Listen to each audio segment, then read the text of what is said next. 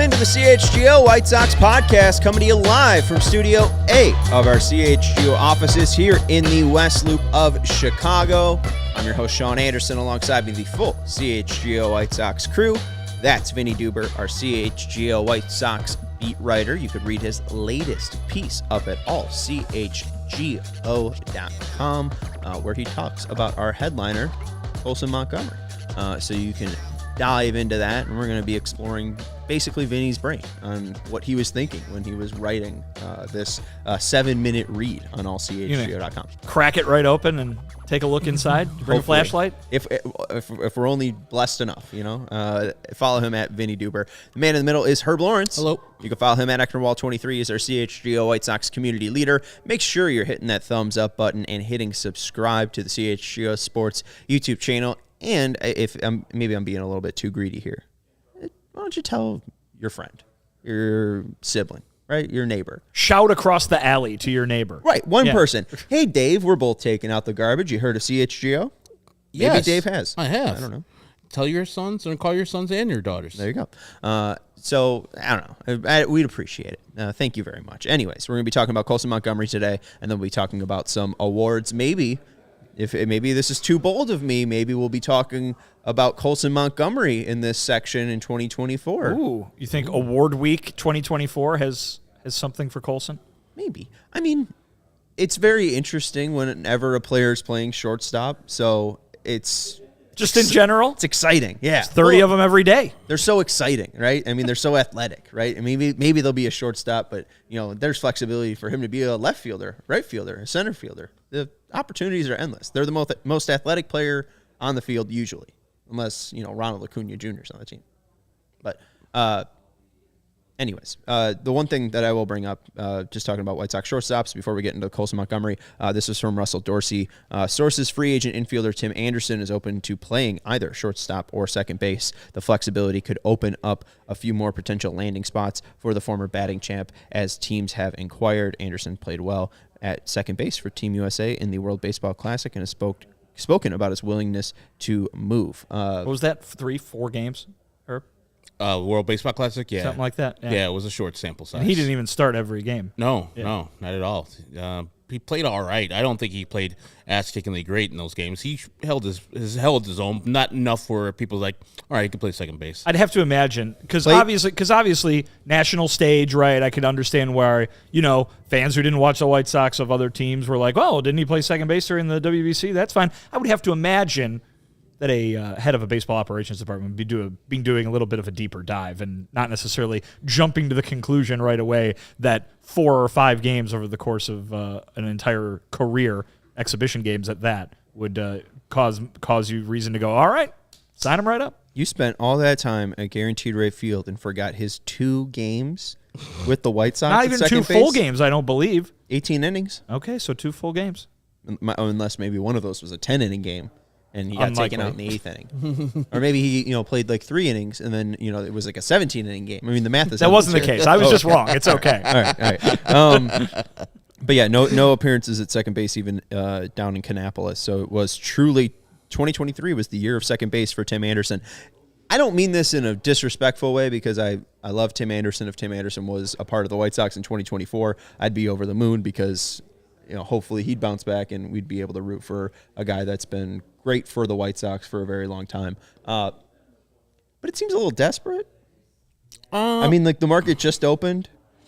If this was in December or January, I'd get like, Tim Anderson's really open to playing second or shortstop.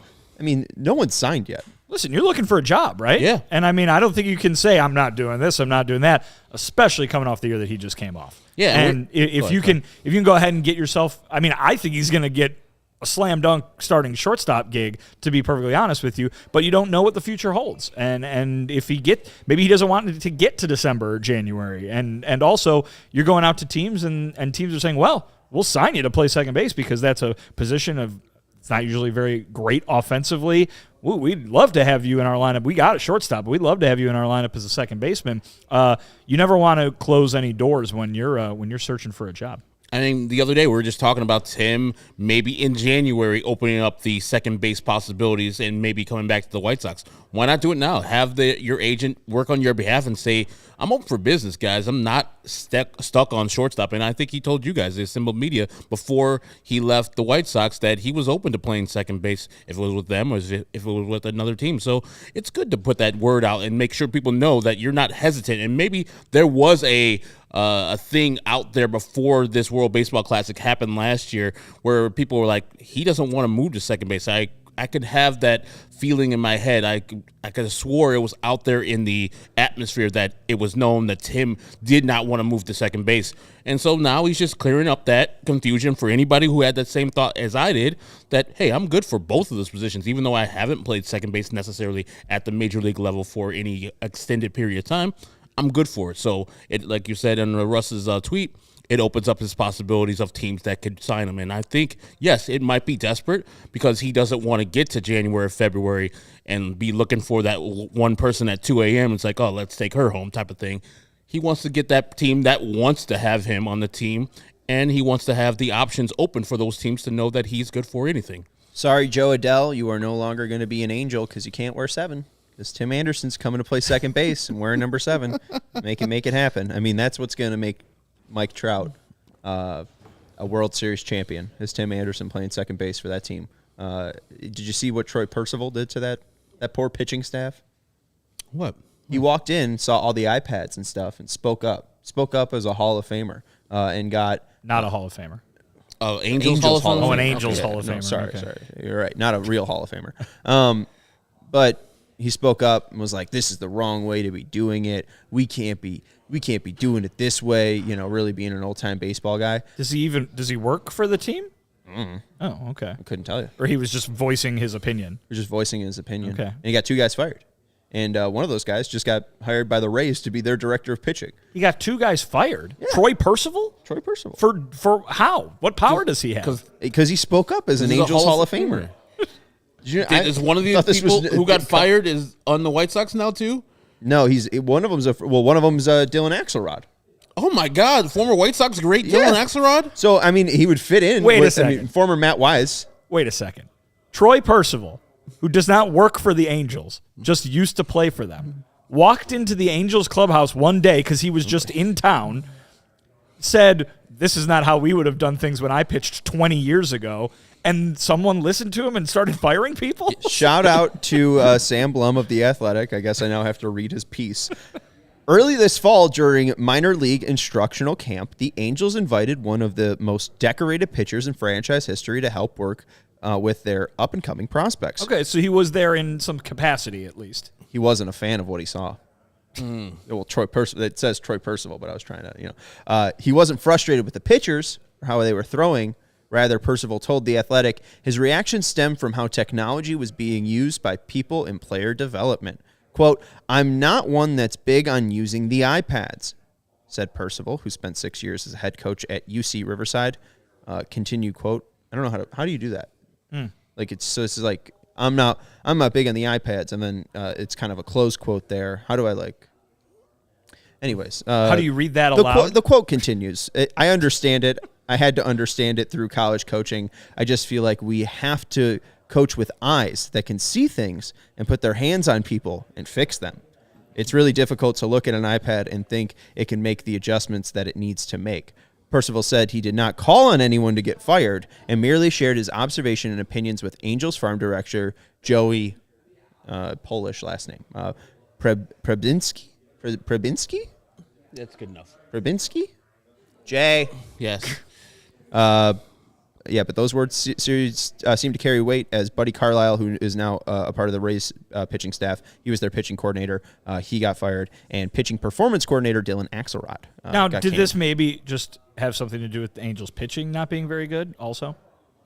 Maybe, but at least what I've seen around the pitching world, people were pretty surprised that he was fired, that these guys were fired, just because the at least development of the pitch modeling was better for the Angels. So guys like who was the Reed Detmers, raved about these two guys specifically, about how his stuff truly changed. And I think the fact that the Rays, within 2 days of this story happening and these guys getting fired, they're signing this guy to be their director of pitching. That's wild. This is a wild thing to have occurred. It's a good story. And, Juicy. And I will say, my favorite, most ridiculous White Sox jersey that I've ever seen at a White Sox game is a Dylan Axelrod jersey.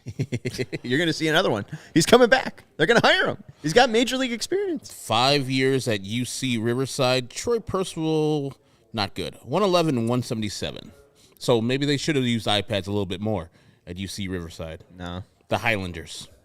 What would it do? They can't. An iPad can't reach out. An iPad couldn't do this. Yeah. And that's what Troy Percival did to his Riverside Highlanders, and they lost most of the games in the Big West Conference. An iPad can't make you feel uncomfortable. No, that's all it's good. Yeah, I mean, maybe he was a banana slug. If he went to Santa Cruz, he would have been better. It's a great team name. How close are they? I feel like Riverside is they're both in Southern California, I believe. Santa Cruz is in Northern California? Is it? I think so. I've never been. I know Riverside's in like Oshie or. You're allowed to swallow the beer before you talk. Am I? Okay. Let's get into Colson Montgomery. Let's first hear from Chris Getz. This is a super cut, shout out Lord, of all of the times that Colson Montgomery was mentioned in his 56-minute briefing with you guys. New Zealand's #1 George Brett fan, Lord? Yeah, Lord. Okay, yeah. gotcha. Can George Brett, I mean, I know that Pedro Grifol wears 5 because of George Brett, and poor Josh Harrison got canned. I mean, we didn't find out that they were not re-signing Josh Harrison until Pedro Grifol wore number 5. Correct. Love that. But yeah, when's George Brett coming on to staff? I mean, I don't know if he's going to come. He's got Major League experience. Yeah, he does. I think he's got a permanent gig down there in Kansas City, more than likely. All right. Anyways, let's building. Hear from Chris Getz, and all of the questions are contained within these. So you'll hear the question from the reporter, and then you'll hear Chris Getz's response. But this is all of Chris Getz's words on Colson Montgomery, which is, if you read Vinny's piece, were very kind. Chris Getz doesn't want to limit Colson Montgomery. How close is Colson, you think? I mean, there's schools of thought where you can bring the guy up and kind of let him learn in the majors, even if it's a full season where it's not his best, but he's learning, or there's other school that, he's got to go through each stop. Obviously, he's shown to be a dynamic talent who's still growing and still has stuff to learn. I mean, 170 plate appearances at AA, right, is his highest right now. So how close do you see him? Well, for one, he's been the talk of the Arizona Fall League, not just the Chicago White Sox talking, other organizations as well, and that just speaks to, his potential and how much he's getting better every time he goes out there and plays. I don't want to set limitations on a Colson Montgomery. He does seem like he's a guy that is very unique and has ability to be a special player at the major league level. He's finishing strong in the fall league. Really hope for a productive off season out of him. He's still growing into his body, but he's played a pretty solid shortstop here in the fall league. He's obviously got some zone awareness. He's got a hit tool. He's got some power he's tapping into. So he's got a chance to be a well-rounded player. So I don't want to have the expectation for Colson to think that he's going to be our opening day shortstop. Right. But I also don't want to cap anything for him either, because it's important for him to stay motivated, be ready to go in spring training, because who knows how 2024 unravels for him. You can look at Colson and see the long-term future of shortstop. For you guys, shorter than long, but can you look at second base and right field and see similar futures with similar players, or is that something where you guys are going to be looking to go acquire from the outside? Yeah, there's obviously you talk about Colson and his ability to play shortstop. We've got Brian Ramos that's that's coming into the system. Obviously, he's more third base. There's been some versatility in his bag as well. We don't have anyone internally that is an obvious choice at any of those positions right now. So if that means that we look at the free agent market or working out a trade to help plug those holes, you do that. So we're very open-minded. We've got some players that are moving in our system, but we certainly want that to take a natural course. We don't want to force anything. In terms of Colson, you guys have the ball defensively. I mean, for those of us who haven't seen him, and there's some question yet about whether he can play that position and be a good defensive major league shortstop. What's the assessment there right now? Yeah, well, there's different styles of playing the position. You look at Corey Seager with Texas, bigger body. Fairly or unfairly, Colson gets compared to him probably just because of the size and being a left-handed hitter. But you look at you go across the diamond with Texas, whether it be Young, Colson, and Semien, and Lowe at first base. At least three of those guys aren't the rangiest of defenders, but they make the plays that are supposed to be made. And once Colson is consistent on the routine play, he is athletic. He does show ranging ability, but really it's just having steady defenders across the diamond and all real spots in the outfield as well. So that it allows our pitchers to do a lot more and be more efficient and keep pitch counts down just by attacking the zone, knowing that their defense can make plays. I think we talked a little bit this Thursday, but does he have that it factor too, Colson, that's just kind of wired a little differently in a good way? Yeah, I think he does. I mean, you don't throw around, I guess the it factor too often, but he's really, maturing. He's got an edge about him. You talk to the coaching staff with the Arizona Fall League, and they all feel that team is really, kind of come under his wing, and that just speaks to the attitude that he brings on a daily basis, and obviously he wants his teammates to do well, because that's why they always want to be around him, and he's got just an infectious way about him. But he's just ultimately just a competitor and a guy that goes out there and wants to win. The wants to win part there, I know it's kind of small, but when you look at the whole context of the 56-minute general manager meeting or briefing that Chris had, he talked about filling out this roster with people that understand how to win, and I compared it to maybe Colson Montgomery is the White Sox Connor Bedard. And we saw with Connor Bedard's first year, they wanted to surround him with guys like Corey Perry, Nick Foligno, professionals who could set an example for this young rookie star. Chris Getz saying he doesn't want to set the limits for Colson or limit any expectations for Colson. Seems like a pretty big endorsement. I know that he never has really broke bad on any of these players, but Colson does seem different. I mean, listen, I think when we talk about Chris Getz wanting to establish an identity for the entire organization, he wants the team to look a certain way and play a certain way, Colson Montgomery seems to check a lot of the boxes in which Chris Getz is talking about. And I think that, obviously they have a guy that they can build around already in Luis Robert Jr., but to be able to bring a guy up, whether that's next year, whether that's 25 in Montgomery, and be confident and know that he is going to play the game the way that you want to see it played, I mean, I think he's definitely he's a cornerstone in waiting, if you want to call it that. And I think, we had a comment from blank name there on the question that I was asking him. And the question I was asking Chris in that moment was basically, hey, we know you've got a future at shortstop. We maybe can talk about the future, the immediate future at shortstop and what you're going to do this offseason through the lens of we know Colson is going to be the guy in the long term. They don't have that at second base. They don't have that at right field, and I think that's what that question was getting into.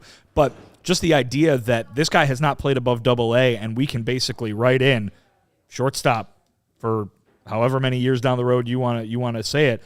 Colson Montgomery, he seems to be that guy, and that last comment there from Chris about kind of the mindset, the personality, the intangible side of things, if you want to call it that way, it really lines up, I think, with the kind of player they want to eventually have at every position. And that's before you even dive into the numbers, which I know we're going to do. But, a guy that does some things that this team has been missing, particularly when it comes to getting on base. So I think it's rave reviews for Colson Montgomery. He's going to be here, and he's going to be the shortstop for a long time. It's just a matter of when that starts. I just hope this clock doesn't start at the beginning of next year.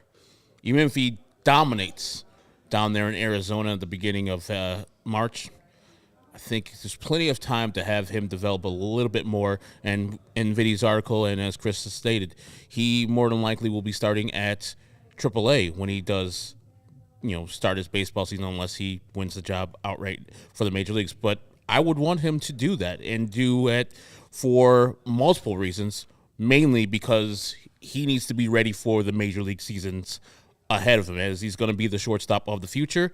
He has not played 100 games in any season of his professional career.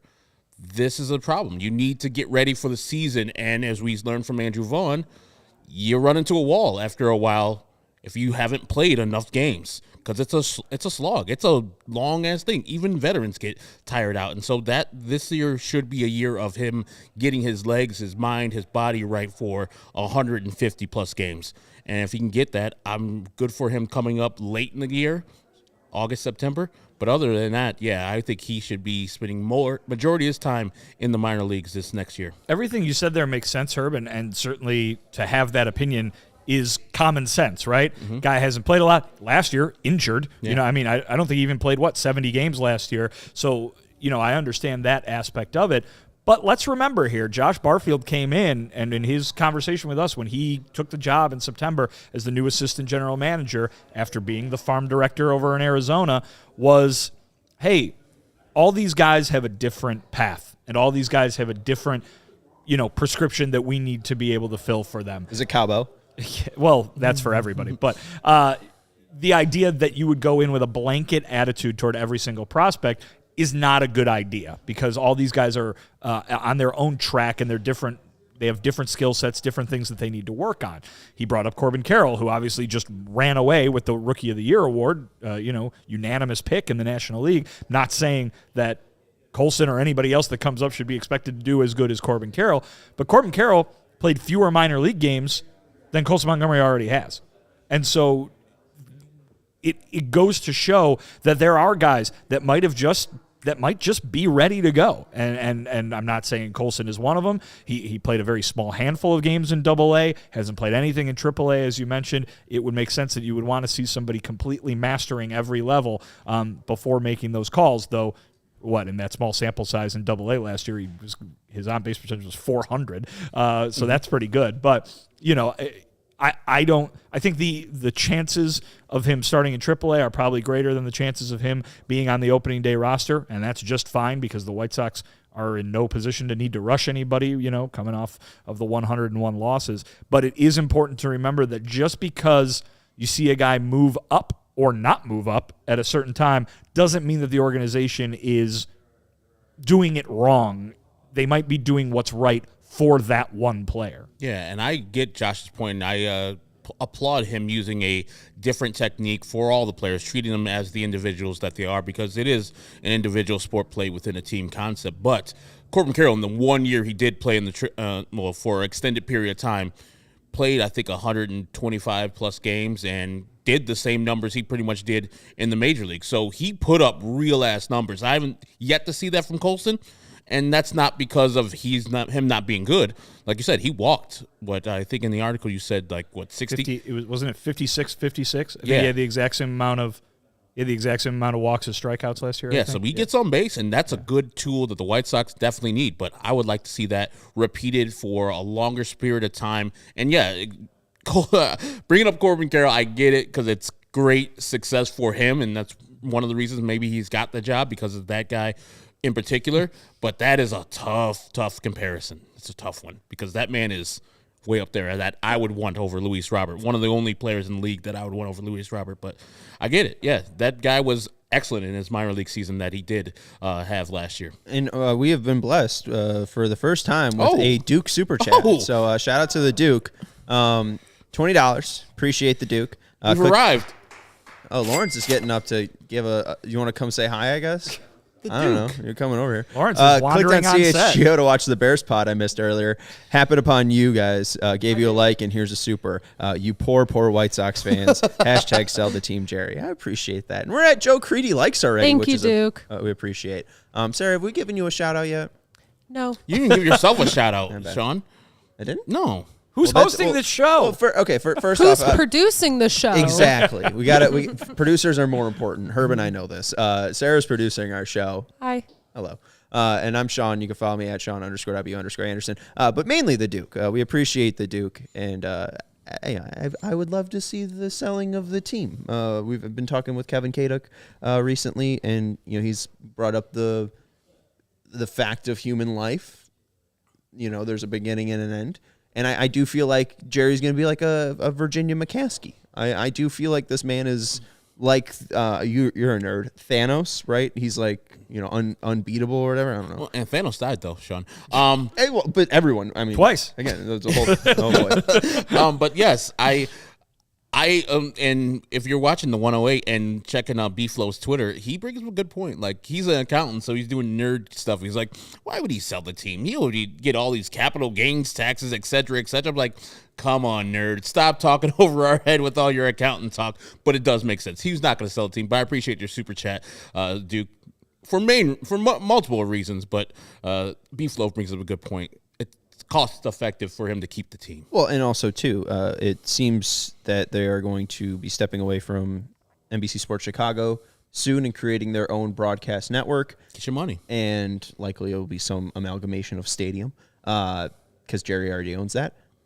And the stadium lease isn't up until 2029. So we know that there's already been the mentioning and rumblings of Nashville. I think Jerry, again, being the business owner that he is going to try to leverage this to the best of his business abilities and do the best that he can to get. I don't know if he's going to own the team or not. But he gave up the game already when he wrote in his book or got interviewed that this is kind of a part of his plan to get more money. Weren't we talking about Colson Montgomery? I would like to go back. Okay, so Jared's asking what was Colson's injury. There was a back and oblique injury. Happened in the spring that he went through. Yeah. So he didn't start immediately. No, I don't think he played 70 games this year, and I believe that's why. Yeah, 64 late games. Start. Yeah, 64 games, and you were right about 56 walks and 56 strikeouts. 56 walks in 64 games. That's all right. That's pretty good. Again, an OBP of 456 and 484. That'll work. That's pretty good. But as Jacob was saying, how is Colson in the field? I don't know if it's a ringing endorsement of Chris Getz saying there's different styles of playing the position. With Chris's seemingly focus on defense, I really do think that Colson will start in AAA because there's not enough seasoning there yet. Chris said he's working on being able to make the routine play, and that comes off as bad, I think, but it's not meant to be. It's more of like the routine play for a Major League Baseball player, and I think, his answer to the question we asked about defense was basically alluded to the fact that he's got some range, but he might not be the rangiest guy. And heck, people complained all about Tim Anderson. The one thing Tim Anderson had was range. He covered a ton of ground, and he could get to balls that a lot of other people can't. Colson Montgomery might be one of those guys. But I think what he was also saying was, hey, look, there are some perfectly good defensive shortstops in the major leagues who fit kind of the same body and style that Colson Montgomery plays. And so I think that's a good point, Sean. I think that a reason that he might not be on the opening day roster, regardless of the just general idea of hasn't had enough time in the minors, would be they would like him probably to improve defensively. Now he's got a whole offseason to do that, but maybe that has something to do with it at the end of the day. Bringing up the range point, like with Tim, he get to a lot of balls, but he would make a lot of errors. I wonder if fans want a person that pretty much makes the plays that he gets to and doesn't have the biggest range, as they are saying that Colson Montgomery has right now, or like Tim, he covers a lot of ground, but sometimes those balls would be a little erratic or off the glove, such and such. I think most players and most fans would say, whatever you get to, make the play, get him out. Yeah, I don't even know how his arm is. Truly, I don't know how he is defensively. Yeah, but I mean, he's still a first rounder, You don't want to limit any expectations for him. So, hey, go play shortstop in Charlotte. Who cares? I mean, when he was drafted, wasn't the talk initially about Corey Seager, but also he's tall and rangy enough and athletic enough to play third. That tells me that he has enough of a good arm to play third base and shortstop and stick there. We'll get to it. Yeah, I mean, even Getz brought up the Seager thing, whether it be fairly or unfairly. We'll get into some of the body types of shortstops in just a sec, and we'll also compare shortstops who debuted 22 or younger since 2005, what their minor league experience was, and then what their UZR, that's ultimate zone rating, but that kind of takes in your arm, your ability to turn double plays, your range, and then your errors. And gives you one big number. It's not just your zone; it's your ultimate zone. Ultimate zone. And shout out to the Duke for another. Oh, go ahead. The Duke's back. I want penultimate zone range. Get that one. Get that stat. What is that? Penultimate is your second to last. Okay, I don't know. Breaking my brain there. But the Duke followed up saying, also, I bought one of those Chicago cooler bags Braggs was modeling yesterday. Thanks for the 10% off, Lawrence. Lawrence, you got to mention. Should get here next week. Going to fill it with unused gym clothes and beer. And just a together? Together? That would be weird. This is chaos. Go ahead. You model it off. There's too many bags. This is bad radio. There's too many bags. No one has a mic. Things are being broken. We got these bags. Are really nice. God damn. Why didn't I get one of these? Because, what? You want to just go buy one? I don't know. This isn't an ad read, but since I was going to say Braggs, the Duke brought it up. This is the varsity cooler. We did a read on it before, but you see the Bears colors there. You see the outlining. There's some CHGO stuff. The 1920 on the bear, the football there. It's a very cool bag. So shout out to Varsity Cooler. You even see the hot dogs inside and even the pizza slices. I could go for a hot dog. You want? I could fill that up with pizza slices or beer. Or why not both? Or unused. The beer might get greasy. The cans. Not on the inside, it won't. Are you putting the pizza in boxes? It's high quality. Doesn't matter, man. It can fit. Look how much it can fit. Anyways, we're going to take a break and let you know about our good friends over at Midtown Athletic Company. Shout out to Midtown. They have 4 locations. Midtown Athletic Club, Sean. Midtown Athletic Club. Now here's the ad read. Shout out to Midtown Athletic Club. They got 4 locations in Chicagoland: Palatine in the northwest suburbs, Bannockburn in the North Shore, Willowbrook in the southwest suburbs, Midtown Athletic Club and Hotel in the middle of Bucktown and Lincoln Park. And the one in Palatine has launched a multi-million-dollar transformation of its club, which will be complete in early 2024. Listeners can lock in favorable rates if they join by the end of the year or before the end of the year, and there's something at the clubs for everyone, whether you be a single person, a person with kids, people looking to make lifestyle changes, or even to look for some holistic wellness. Childcare is included with family memberships as well, and there's some cool club features like super luxe locker rooms with wet and dry saunas and premium amenities, amazing outdoor and indoor pools and hot tubs, a collection of boutique fitness studios with more than 100 classes per week included in membership. And this isn't just gym quality. The spaces are boutique quality. And the arena, it's a high intensity interval training. There's also yoga, boxing, spin and cycling, cross training, and group exercises, and tennis. So head over to midtown.com/CHGO to find more and tour the Midtown Athletic Club nearest you. And their website is sleek. Not only are the clubs sleek, but I appreciate a nice site. So check out midtown.com/CHGO. You click on it and you see all the gym amenities, you see the pool, you see the cool workouts places, you see all the tennis courts. I'm checking it out on Monday. People say it's cavernous. It's big, huge. Can't wait. Herb's gonna go check out the cavernous Midtown Athletic Club. Also, are you gonna hang out in the sauna? Oh yeah, sauna, spa, the spa. Montez sweated out the paddleboard for the kids. That's what the kids are doing now, right? Pickleball. Pickleball. All right. I'm old. I'm an old, so I don't know. Well, old people. I think old people is who play pickleball. I'm in between those people. Yeah. I maybe it is because I'm younger than you guys, but I do hate pickleball. Just play tennis. Maybe you don't want to cover do that whatever much you crap. want. I'm a racquetball person. Pickleball is not my thing either. Let people play whatever sport they want. Sean. Racquetball, you play inside. Against the wall? On the Yeah, wall. you Yeah, smack with it another against the person. wall. It's faster paced. Anyways, Should add that there too. 588-2300 Empire. today. With Empire Today, you get shop at home convenience, the right products for your needs, quick and professional installation, and a low price guarantee. Empire Today is the best place to get new flooring. So, of course, they have copycats, but those copycats can't beat Empire on the quality, service, speed that Empire has provided for over 40 years to the Chicagoland area. Our Twitter account put out something promoting a different Chicagoland classic commercial, being like, is there a bigger legend than this person? Yeah, Lynn Haldren. What are we doing? Yeah, exactly. What are we doing? Sean's taking shots at the social team. Oh, yeah, that certain auto record. Get out of here. Lynn Haldren has been made into an animated legend. Way after his R.I.P. The guy with the broken car doesn't even have any lines. Right. Lynn's, I mean, Lynn's Lynn. I would have dinner with Lynn.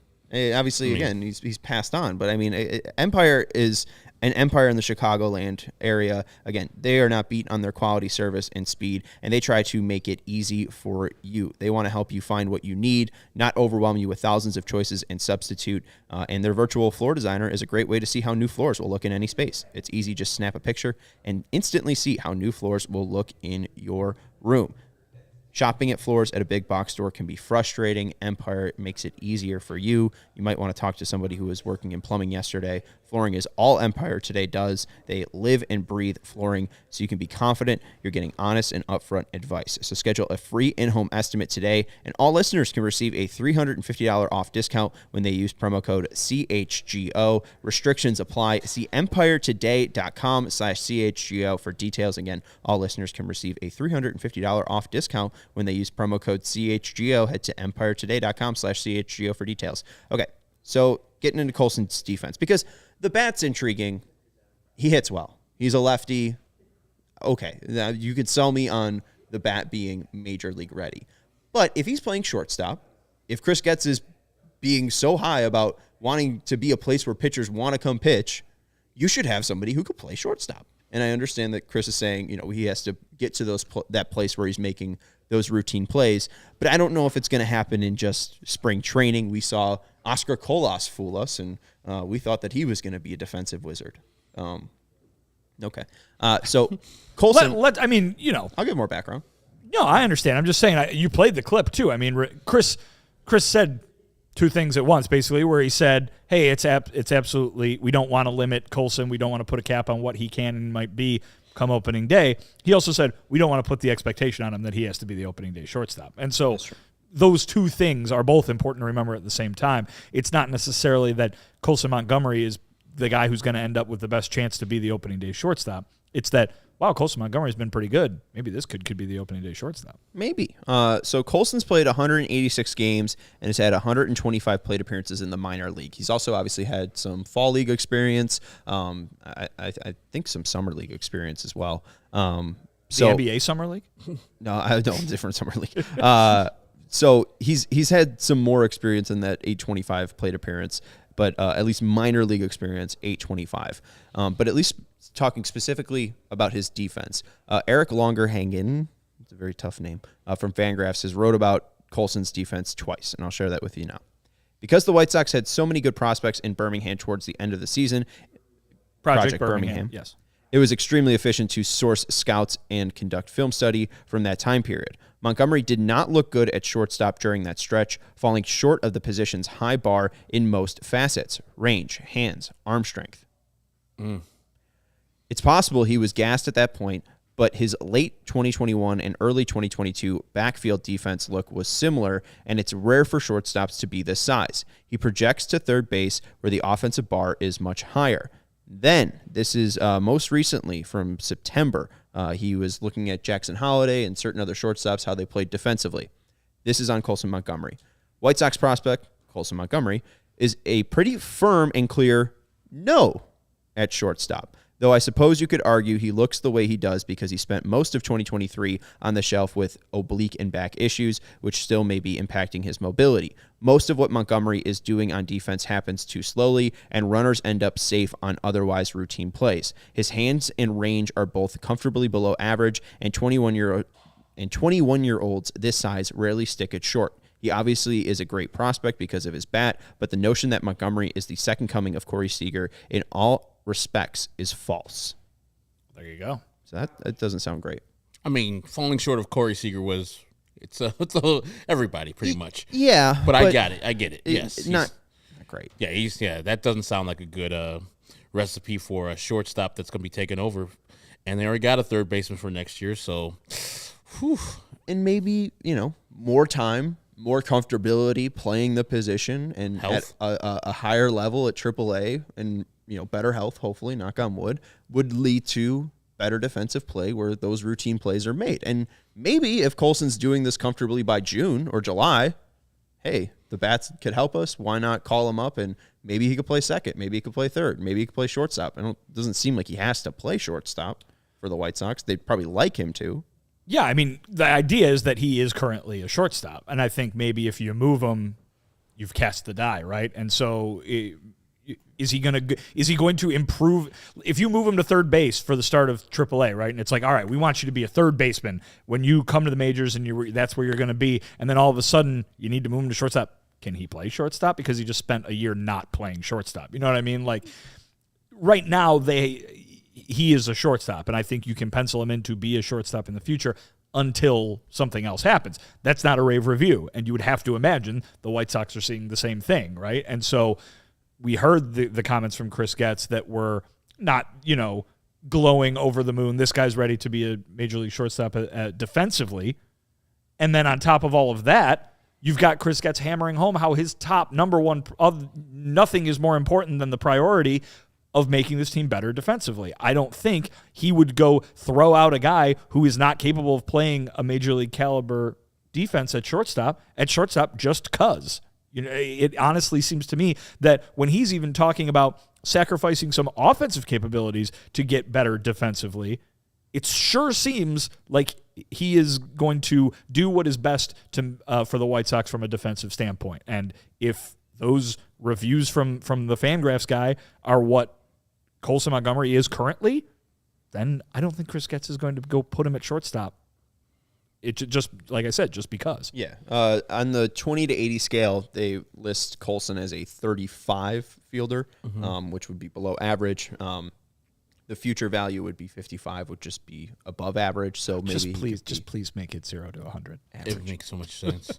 Okay, so then. Well, not you. That's not your fault. But if it's 0 to 100, it's still around 50. It's still 50 is average.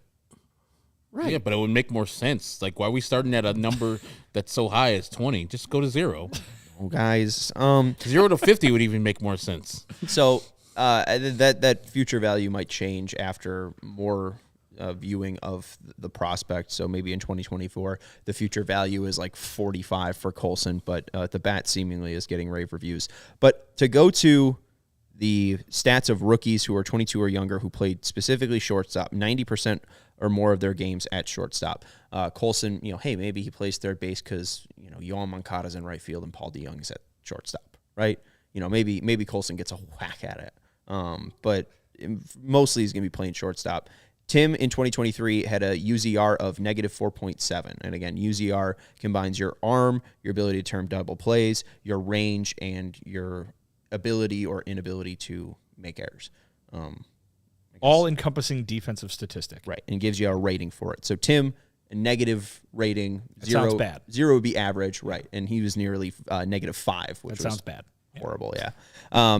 Since 2005, there have been 1, 2, 3, 4, 5, 6, 7, 8, 9, 10. 10 shortstops who've played at least 100 games in their 22 or younger season as a rookie, and that's about it. And played 90% of their games at shortstop. So Anthony Volpe in 2023, he was 22 years old. He played 159 games and had a UZR of 2.9.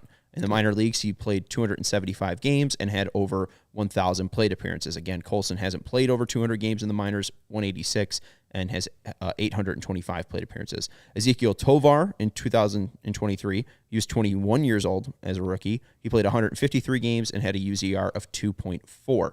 He had over 280 games in the minors and over 1,200 plate appearances in the minor leagues. Giordalmo, I think I know. Geraldo Perdomo. Thank you. You put it together. In 2022, as a 22-year-old, played 148 games, had a negative 0.7 UZR, and in the minors played over 300 games and had over 1,300 plate appearances. Corey Seager in 2016, 22 years old, 157 games, a 6.5 UZR. Jesus. Jesus Christ. Let's not disrespect Corey Seager. He Yes. might be a generational talent Yes. here. In the minors, he played over 390 games before playing as a rookie and had over 1,700 plate appearances. Starlin Castro in 2010 as a 20-year-old played 125 games, had a negative 2 UZR. In the minors, he played 264 games before appearing as in the major leagues and had over 1,000 plate appearances. Elvis Andrus in 2009 as a 20-year-old. We know that guy. Yeah, we do. I think they should sign him. 145 games. He had an 11.9 UZR as a 20-year-old. Wow. Played over 400 games in his minor league career before becoming a rookie and had over 1,700 plate appearances.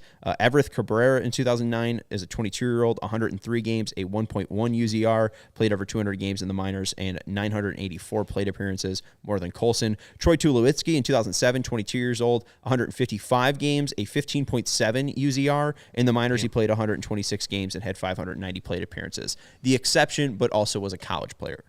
So Tulo was the only one on that list who played college. Only person who is, I don't know if that's true, but Tulo is the only one that has less games than Colson. Gotcha. And less plate appearances. Hanley Ramirez, 2006, he was a 22-year-old, 158 games in his rookie year, a negative 9.4 UZR.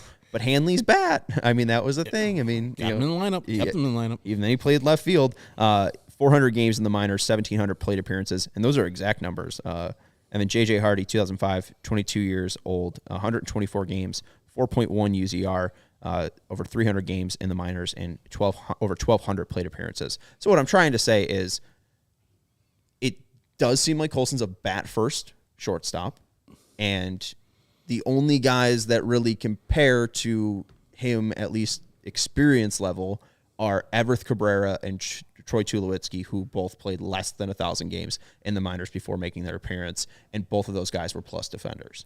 So obviously Tulo was fewer great. than 1,000 plate appearances. Yeah, fewer than 1,000 plate appearances. So Colson, obviously great with the bat, but I don't know about even him as a shortstop, period, but even as opening day shortstop, as you know, your article mentioned and as the headline alluded to.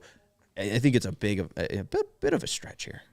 Yeah, it is, but I think they're thinking about it. I don't think that I hope they don't go into this offseason thinking that you're going to keep it open. As somebody asked earlier, I think it was Cortese asking about Brandon Crawford. Brandon Crawford's hella bad now, guys. He's not the guy that you remember him to be. If you want to DFA Tim Anderson, you don't pick up Brandon Crawford, who I think is 38 now and terrible at baseball now. Plays defense, though. Not anymore. He's really terrible at defense. But I would say that you have the ability to just keep him at shortstop, and if he fails at shortstop, it's one of the best position to fail at, because you can move him at other places. And so be bad at shortstop, and they'll adjust you. Okay, cool, you're a right fielder now. Cool, you're a second baseman. I mean, I remember the White Sox traded Marcus Semien. He was a butcher, both at third, second, and shortstop.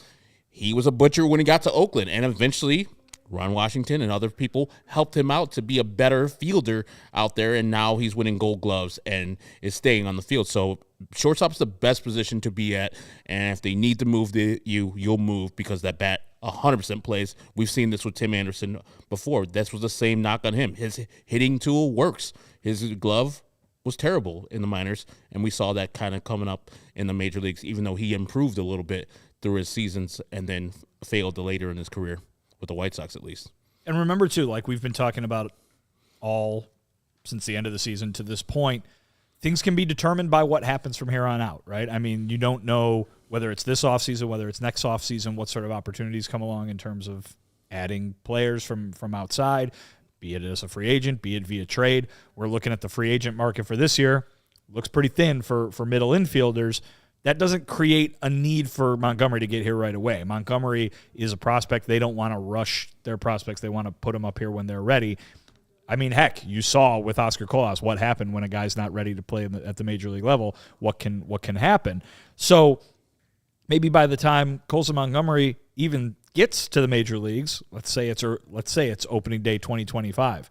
Maybe they have a shortstop already, but maybe they don't have a third baseman.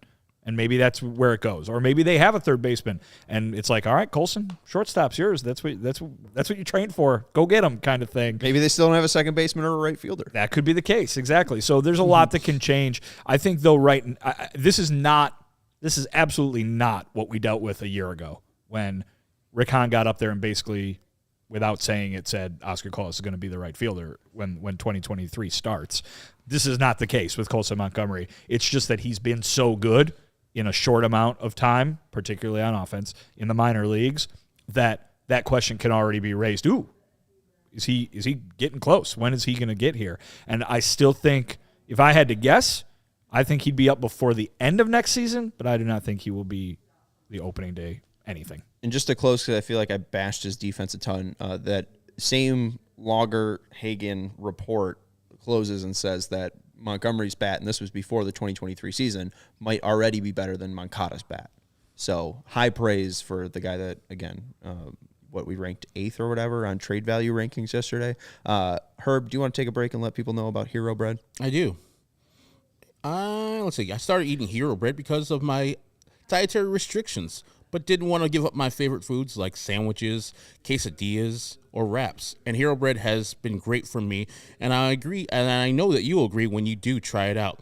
If you need a low-carb option to fit your lifestyle or dietary constraints, founder Cole Glass baked 100 muffins per day before he found the perfect blend that fit his allergy constraints. That's what pushed him to start Hero Bread. Herb, that's so many muffins. That's way too many muffins, but it turned out so I can eat his flour tortillas. Who's eating all these muffins? Cole better Me? have some people to eat I those love muffins. 100? 100 a day, Sarah? Well, I'd be full for sure. Yeah, I mean, maybe he went on I don't know. I mean, he had to get the zero net carbs somehow, and so he had to find the right combination that made his Hero Bread so good. And so the taste of it, initially, you would think, oh man, zero net carbs, that's going to taste like crap, Herb. No, it doesn't. It tastes exactly like your best and favorite flour tortilla. It does now, but like I said, zero net carbs, 80 calories, 15 grams of protein, so it's all good for you. And like I said, there's 0 grams of sugar for a person with type 2 diabetes. That is clutch. Hero bakes sliced breads, like Sean has tried with his avocado toast with some delicious bacon on it, buns, and tortillas that are all available on hero.co and on Amazon. Right now, Hero Bread is offering CHGO fam 10% off their first order. Just go to hero.co and use code CHGO to save 10% off on Hero Bread today. That's HERO.com, .co to save 10% off Hero today. Also want to let you know about our friends over at CIRCA Sportsbook. I love their low hold model where games will strive to be a -110 split on the CIRCA Sports menu, unlike other sports books, which may use a -115 or -120 split. CIRCA is the world's largest sports book, and they're proud of their odds, and they try to have the sharpest odds possible. They try to not limit winning players. They welcome winning players because they want that winning player data, right? What are winning players, people who are quote-unquote sharp, betting on, so they can adjust their lines accordingly. So you're getting tight money line splits, which is best for the better because you're giving less money away and more money to yourself. So if you win, you're getting more money back on, let's say a $25 deposit. You're getting around $24 back on a -110 split compared to -115 or -20. And again, CIRCA doesn't limit players based on their winnings, so you don't have to worry about winning too much or being too good. And CIRCA has real people running the CIRCA app. There are real people behind the CIRCA Sports brand who resolve issues in timely fashion, unlike other books who use chatbots. All aspects are being run by the same team that runs the main CIRCA Sports book at CIRCA Resort and Casino in Las Vegas, and that place is my cathedral, right? I'd make a pilgrimage. Yep, you thought a pilgrimage out to CIRCA Resort and Casino. It is truly that. Even Stadium Swim. It's built for the sports better. When we started the show, I seem to remember Sean had never left Illinois. No. And now he's been to Vegas like 5 times. Hey, baby. Yeah. Vegas Sean over there. Viva Sean Vegas. Viva Sean Vegas. There it is. I win so much. I don't. Download the Circa Sports Illinois app at circasports.com/Illinois-app, circasports.com/Illinois-app to sign up today. Also be on the lookout for Circa events, watch parties, and tailgates. If you or someone you know may have a problem with gambling, call 1-800-GAMBLER, 1-800-426-2537, text GMB 833-234 or visit areyoureallywinning.com. Man, those are tough. I don't like disclaimers. They're real wordy. They're necessary, though. They are. Areyoureallywinning.com. That's I like a good website. Then the website could tell you all the phone numbers. There's 9 digits in a phone number? I mean, if you're including area code, It's too many to remember. All right, so it'd be 10 that way. There's 7 without. Oh, now you're confusing me. See, this is why I just go to areyoureallywinning.com. Okay. Rookie of the Year was announced yesterday, or Monday. Manager of the Year was announced yesterday. Real quick, let's talk about Rookie of the Year and specifically Corbin Carroll. If the White Sox, and I know this is like a no duh, but if the White Sox go out and sign Colson Montgomery to an extension, I think that's a pretty good sign of, hey, this guy's going to be on the opening day roster. It's unlikely, or I wouldn't put the odds that high, but Corbin Carroll getting that 8-year, $111 million contract, and then the Diamondbacks getting rewarded because Carroll is the Rookie of the Year. I don't think it's a possibility. I would put it very low at them extending him or signing him or whatever. But I don't know, throwing it out there. That would seem to be a year away, but I get what you're saying. Yeah. Yeah. I mean, yeah. But we'll see. But because, again, Carroll debuted in 2022. So, he didn't have a full season in 2022 and then was Rookie of the Year. So, that's a good point. All right. So, Carroll was unanimous in the National League for Rookie of the Year. Henderson was unanimous in the American League for Rookie of the Year. That's Gunnar Henderson. Gunnar. For those. Gunnar. Who would be the other Henderson? Gunnar. Well, I'm just saying. Dan Henderson, He's just former got a fun MMA fighter. He's just got a fun name. Hendo. Gunnar. I like yeah, all right. Any issues with that? No. Unanimous for a reason. Exactly. We pretty much knew that both of the guys who won it Rookie of the Year were going to be at the end of the year, because it's very seldom that you get such hyped prospects that fall exactly how they're supposed to fall in their rookie year, and these guys did not disappoint. I'd like to give a shout-out to Kota Sengai, second in Rookie of the Year. That's good. All-star, sub-3 ERA in his first year. Yeah, he's 30, but who cares? He was an all-star? He was an all-star. Wow. 166 innings pitched. Sean's climbing aboard the all-star train. Yeah, giving credit to the all-stars. How many Japanese all-stars have there been? Lots. Several. Yeah, there's been a ton of, Andrew Benintendi's who made the all-star game. Drink. 142 ERA plus for Sengai and over 202 strikeouts. He was fantastic. Awesome. 4.5 WAR. So shout out to him. Manager of the Year, Brandon Hyde got 27 of the first place votes in the American League, and he is your Manager of the Year. And Skip Schumacher got 8 first-year votes. So did Brian Snitker. But Skip Schumacher went 8-8-8 in first, second, and third place votes. 72 points for him. Council came in second at 51. Do you guys care enough to give me a Manager of the Year opinion? When the Marlins make the playoffs, that usually reflects a decent managerial job, I would say. Yeah, that's true. Shout out Kim Ng too, who apparently wasn't good enough to keep her job. But I will say this: Manager of the Year in general is just kind of a very interesting award, because it almost always goes to someone who took a team that wasn't supposed to be a playoff team to the playoffs. Now, obviously, Brandon Hyde's work with the Orioles this year, they were expected to get to the playoffs, still overachieved. But I guess the point being that, Brian Snitker did do a great job, because that Braves team was amazing all year. You know what I mean? You have to do a good job for your team to be good, even if they're supposed to be good. It's kind of one of those Mike Trout didn't win the MVP every single year, even though he probably could have, because people were like, oh, well, yeah, he's supposed to be Mike Trout kind of thing.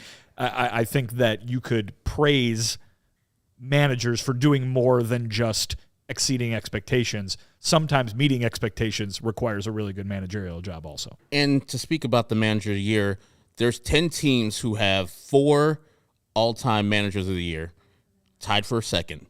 The number 1 team, Your Chicago White Sox with 5. Let's go. So that tells me all you need to know, just to speak to Vinny's point.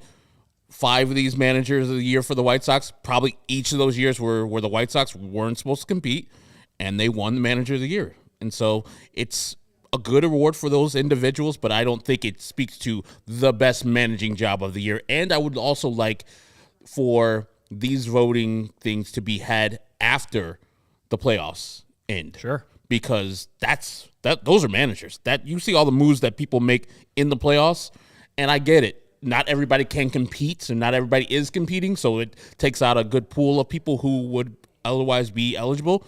But we're talking about the craft, and if the best manager does the best job, like Bruce Bochy did, as people seem to see that he was the best manager of the year, give him the award. Because where were the Rangers at the end of the season when those votes were due?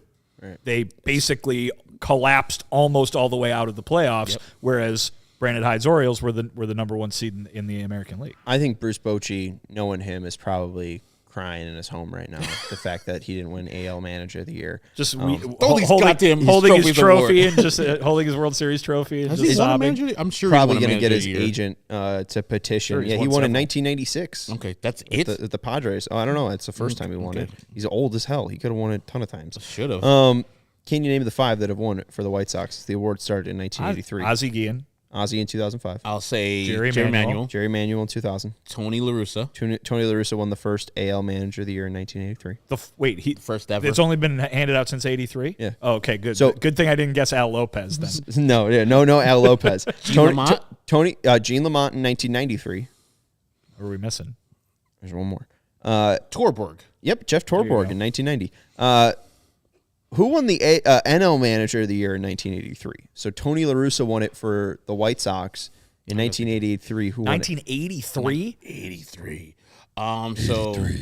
The Brewers had just won this World Series the year before. They didn't win the World Series. Won the pennant. Won the pennant the year before. Phillies.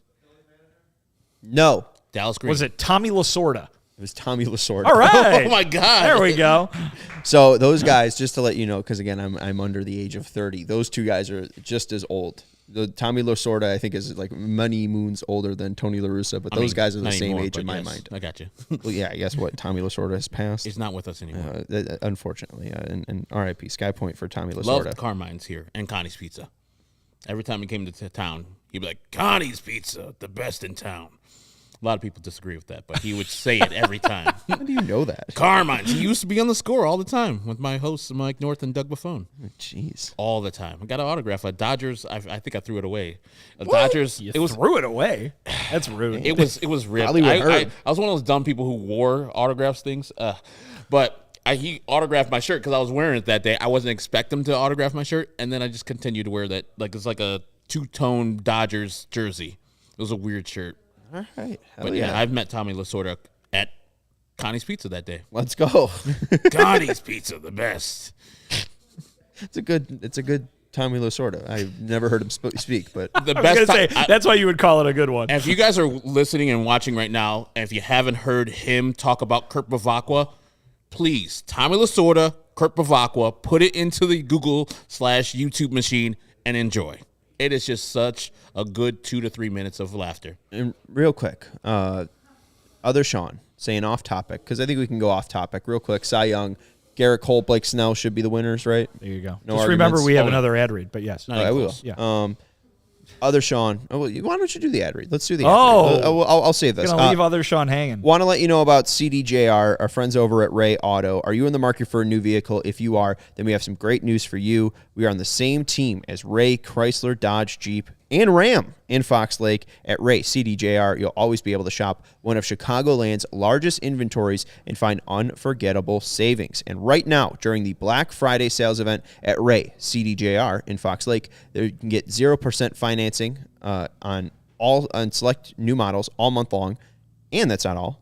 Just for listening, you can get a free oil change when you mention CHGO at the service center or mention CHGO when you book online at Ray CDJR/service. Okay, so mention CHGO when you book online at Ray CDJR/service or when you mention CHGO to get a free oil change at the service center. So if you're in the if you are in the market for a new vehicle, then you have to check out the team at Ray Chrysler, Dodge, Jeep, and Ram, because they are the only team we recommend. Visit them today on Route 12 in Fox Lake. For more information, visit Ray CDJR in Fox Lake or raycdjr.com, serving the community since 1963. If you're watching our show or listening to our podcast, you know that CHGO White Sox is on 5 times a week. You also probably know you can go and listen to our wonderful podcasts on the Bulls, Blackhawks, Bears, and Cubs 5 days a week as well. Post-game shows during seasons, of course. But did you know that you could go over to allchgo.com and become a CHGO diehard, and you get access to just so much special stuff over there. Premium written content, of course, over there by all of our writers. That includes me, by the way. And if you want to ask a question, head on over to another CHGO diehard perk, the Diehard Lounge, our members-only Discord, where you can ask me some questions. I'm going to be writing a mailbag next week, so get them questions in, and I'll answer them to the best of my ability. Sox or otherwise, really. Just someone asked you a music question. They did. Ask as many of those as you'd like. I got answers for those. But when you sign up to become a diehard, you get this wonderful little box right here. It comes with a t-shirt. It comes with a card. It comes with some stickers. It comes with all sorts of goodies. You're going to get discounted merchandise over at the CHGO locker if you are a diehard, and discounted events as well. We've got a few of those coming up. I believe this very weekend, the Bulls are taking over the United Center on Friday. The Bears are watching a Bear game on Sunday down in Oak Lawn. So go ahead and go on over to allchgo.com, where you can figure out all the details to join our diehard program. We'd love to have you as a part of the community, and you, I'm sure, would love to have discounts and perks on all sorts of fun CHGO stuff. I've heard Uncle Bud's is a pretty great place. I've only heard great things about it, so head on over. As your resident Oak Lawn expert, I moved out and have not been there, so I don't know I don't know. I have not been. Uncle Bud's is it's an interesting place. We were in Oak Lawn been over there this very year. I think it wasn't the last time I was there, but last time I was, To us, last time you were there with us. Yeah. It was the last time I was there. It was great times at the Whistle. And I did see Kevin hanging out with the Blackhawks crew. He said he listened to a different CHGO pod for the first time. It was kind of weird. Listen to all of them. Right, but see how weird it could be. I think it's it's a little pat on the back for us. Sure. We're Kevin's favorite sweater. Sure. We're that cozy blanket. We don't consider it cheating, Kevin. No, we're in an open relationship. We have Cal Quantrill talk to get to, don't we? We do. Other Sean saying off topic, maybe the Sox should take a flyer on Cal Quantrill. Other Sean, I love you. I'm going to drive to Middleton, Ohio to go see the Kyle Schwarber plaque whenever they sign Kyle Schwarber. They should take a flyer on anyone with a pulse. Thank you. There's no argument here. If the White Sox are lucky to get any pitcher with a pulse, that'd be great. The reason why the Guardians are getting rid of Cal Quantrill, they have Shane Bieber, Tristan McKenzie, Tanner Beebe, Logan Allen, and Gavin Williams. Gavin Williams, a former first-round pick. Logan Allen, a former second-round pick. Tristan McKenzie, a former first-round pick. And Tanner Beebe, or Bybee, whatever. I think he just finished third in Rookie of the Year or something. He was very good. He was fantastic. Yes. And obviously Shane Bieber is their ace. So it was just kind of that roster crunch of the Guardians being a really good pitching factory. So if the White Sox are able to get someone who can throw innings, that's a plus. And the fact that he's coming from the Guardians, that's an even bigger plus. At this point in the offseason, where they have not added anybody else, they have a lot of holes to fill in that starting rotation. Go ahead and plug them. And listen, Cal Quantrill was bad last year, and he was hurt last year. But like you mentioned, he's a Major League Baseball starting pitcher. And the White Sox need those right now, especially if we're going to keep going for weeks or months here talking about whether or not they might, listen to any trade offers involving Dylan Cease, because then that need in the starting rotation only gets bigger. So we've talked about the whole strategy of throwing stuff at the wall and see what sticks. Cal Quantrill, a cast-off, it would seem that would not just make some sense, but be the kind of move you should expect for a team with these kinds of holes in the rotation. I would take Cal Quantrill over most of the starting pitchers in the White Sox current rotation. Well, there are two. Exactly. So I would take it over, Jesse Schultens too. I would take him over Schultens. I would take him over Michael Kopech right now. He's going to be 29 next year, looking for a new deal, looking to extend his career. I think I would definitely look for him to be on the White Sox, or at least the White Sox be checking in on his availability, if not a bunch of other teams, because he's young and talented, very talented. Is that a stable ledge you've stepped out on? Huh? Is that a stable ledge you've stepped out yes. on, that he's better than Michael Kopech? He's better than Michael Kopech. Yeah, I mean, that's the thing, is he seems like a guy that is right in the Banny zone, right? This is a guy that just had a step back in his career, but what he has done previously in 2021 and 2022 looked phenomenal. At least fourth or fifth starter stuff, and the White Sox need a third starter at least. So it's a start. So I'd be fantastic. Quantrill's a right-hander, and he features a ton of pitches: a four-seamer, a sinker, a cutter, a splitter, a curveball, and a changeup.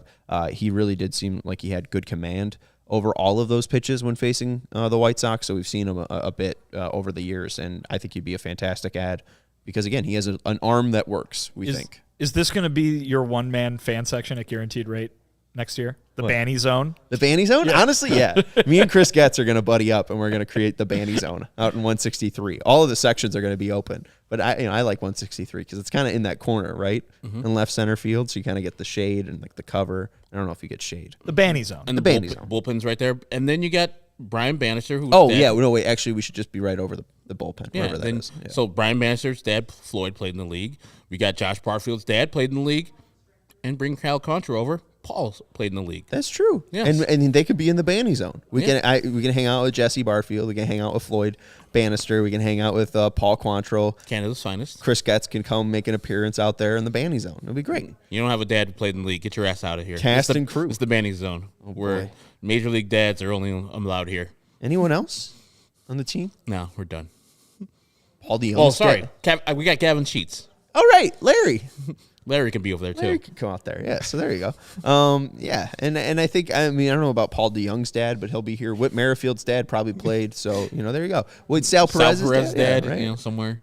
That's Vinnie Duber. Go read his article at allchgo.com about Colson Montgomery. That's Herb Lawrence. You can follow him at EctorWall23. He's our CHGO White Sox community leader. And I'm Sean Anderson. You can follow me at Sean_W_Anderson. We are at 35 likes, which is a great number because of Frank Thomas. Yes. But 36 is a better number. Shout out Kevin Smith. Kevan Smith. Thank you to Sarah for producing the show. We will talk to you tomorrow. Goodbye. We all silly like the mayor.